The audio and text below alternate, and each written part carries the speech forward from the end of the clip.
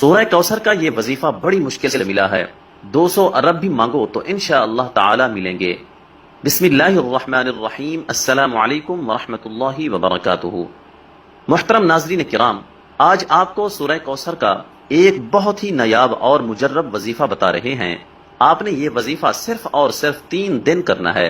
صرف 3 دنوں کے اندر اندر آپ کی جو بھی بڑی سے بڑی حاجت ہوگی، جس بھی مقصد کے لیے آپ اس وظیفے کو پڑھو گے، آپ کا وہ مقصد انشاءاللہ 3 دنوں کے اندر اندر پورا ہو جائے گا۔ آپ کا مقصد کوئی بھی ہو، آپ کی حاجت جتنی مرضی بڑی ہو، چاہے آپ کی پریشانی کوئی بھی ہو، آپ جس بھی مقصد کے لیے اس وظیفے کو پڑھو گے، آپ کا وہ مقصد انشاءاللہ تعالی 3 دنوں کے اندر ہی اندر پورا ہو جائے گا۔ لیکن واضح کر دیں کہ آپ نے یہ وظیفہ صرف جمعرات، جمعہ اور ہفتے والے دن ہی کرنا ہے، یعنی جمعرات سے شروع کریں اور ہفتہ کو مکمل کر لیں۔ آپ نے 3 دن یہ وظیفہ کرنا ہے۔ انشاءاللہ یہ وظیفہ کرنے سے آپ کی ہر جائز حاجت پوری ہوگی اور آپ کی بڑی سے بڑی پریشانی ختم ہو جائے گی۔ آپ چاہے یہ وظیفہ اپنی خود کی شادی کے لیے کر رہے ہیں یا پھر آپ کی بیٹیوں کی شادی نہیں ہو رہی، اس کے لیے کر رہے ہیں، انشاءاللہ تعالی آپ کو اس میں بھی کامیابی ملے گی۔ اگر آپ بے روزگار ہیں تو آپ اس کے لیے بھی یہ وظیفہ کر سکتے ہیں۔ اگر آپ کے دشمن ہیں اور ان سے چھٹکارا پانے کے لیے بھی آپ یہ وظیفہ کر سکتے ہیں۔ اگر کسی سے محبت کرتے ہیں اور اس سے شادی ہی کرنا چاہتے ہیں اور اس کے دل میں آپ اپنی محبت پیدا کرنا چاہتے ہیں تو اس کے لیے بھی آپ یہ وظیفہ کر سکتے ہیں۔ آپ کی کوئی بھی حاجت ہو، کوئی بھی مقصد ہو، آپ اس وظیفے کے ذریعے اپنا مقصد پورا کر سکتے ہیں۔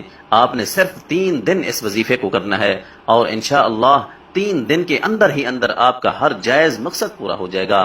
اس وظیفے کو شروع کرنے سے پہلے درود شریف لازمی پڑھیں۔ درود شریف آپ ہمیشہ ہی ابراہیمی درود شریف پڑھا کریں۔ آپ نے وظیفہ کس طرح کرنا ہے؟ آپ نے سورہ کوثر پڑھنی ہے۔ تمام مسلمان اچھی طرح جانتے ہیں کہ سورہ کوثر قرآن پاک کی سب سے چھوٹی سورت ہے۔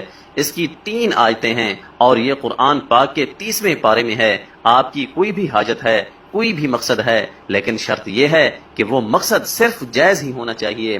اس کو ذہن میں رکھ کر آپ نے یہ وظیفہ کرنا ہے۔ وظیفہ کرتے وقت پورا دھیان آپ کا وظیفے پر ہی ہونا چاہیے، دل میں کوئی بھی وسوسہ نہ آئے۔ انشاءاللہ اس وظیفے کو کرنے کے بعد آپ کی اللہ سے مانگی ہر دعا قبول ہوگی۔ آج کا وظیفہ خاص طور پر ان تمام بہنوں اور بھائیوں کے لیے ہے جو شدید پریشان ہیں، جو اکثر کہتے ہیں کہ ہم مالی طور پر شدید پریشان ہیں، ہمارے رزق میں رکاوٹیں ہیں، ہمارے رزق میں مسئلے مسائل ہیں، اور کہتے ہیں کہ ہم جس کام میں بھی ہاتھ ڈالتے ہیں ہمیں تو صرف نقصان ہی ہوتا ہے، ہمیں تو ایسا لگتا ہے کہ ہمارا رزق بالکل بند ہو چکا ہے، کوئی راستہ ہمیں سمجھ ہی نہیں آتا، اندھیرے میں ہی ٹامک ٹوئیاں مار رہے ہیں۔ آپ ہی ہمیں بتائیں کہ ہم کیا کریں، ہم ایسا کون سا خاص وظیفہ پڑھیں؟ لیکن اگر کوئی وظیفہ کریں بھی تو ہمارا کیا گیا، کوئی بھی وظیفہ اثر ہی نہیں کرتا۔ تو ناظرین کرام، آج ان تمام بہنوں اور بھائیوں کے رزق اور دولت کے جتنے بھی مسئلے مسائل ہیں، انشاءاللہ تعالی وہ سارے کے سارے حل ہو جائیں گے۔ اور انشاءاللہ جو لوگ قرضوں میں ڈوبے ہوئے ہیں، جن لوگوں کا بال بال قرضوں میں جکڑا ہوا ہے، ان کا قرض بھی اتر جائے گا کہ انہیں خبر بھی نہیں ہوگی۔ اور جو بندہ نوکری کے لیے شدید پریشان ہے، رزق کے جتنے بھی مسائل ہیں، ان سب مسائل کے لیے آپ کو اس مسئلے کو ذہن میں رکھتے ہوئے یہ وظیفہ کرنا ہے۔ یہ وظیفہ آپ کسی بھی وقت اور کسی بھی جگہ پر کر سکتے ہیں۔ بے شک آپ اسے چلتے پھرتے کر لیں یا پھر جہاں بھی آپ موجود ہوں، کچن میں موجود ہوں، چارپائی پر ہوں، سفر میں ہوں، یا گھر میں کوئی کام کر رہے ہوں، باہر کسی پارک میں چہل قدمی کر رہے ہوں، یا پھر کھیتوں میں کام کر رہے ہوں، آپ بآسانی اس وظیفے کو کر سکتے ہیں۔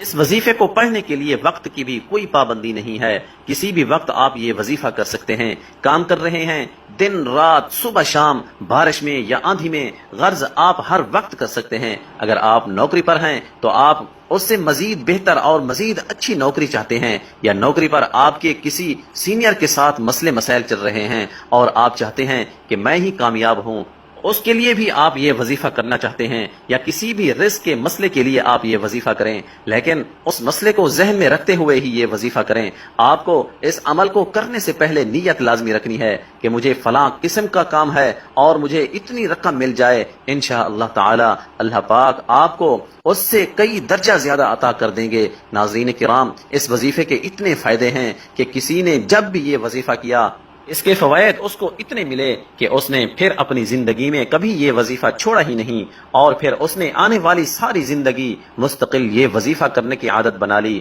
اور اب بھی وہ ان 3 دن لازمی یہ عمل کرتے ہیں۔ جب آپ لوگ سب سے پہلے یہ وظیفہ کرنے لگیں تو کوشش کریں کہ اس وقت بھی باوضو ہو جائیں۔ وضو کرنے کے بعد اگر آپ لوگ گھر میں موجود ہیں تو سکون سے ایک جگہ بیٹھ جائیں۔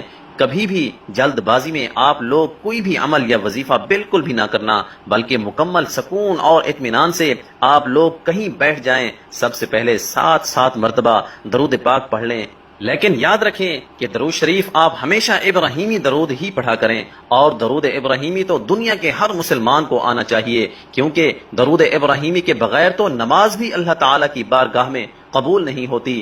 آپ سب ایک مرتبہ میرے ساتھ بھی درود ابراہیمی پڑھ لیں۔ اللہم صلی علی محمد وعلی آل محمد کما صلیت علی ابراہیم وعلی آل ابراہیم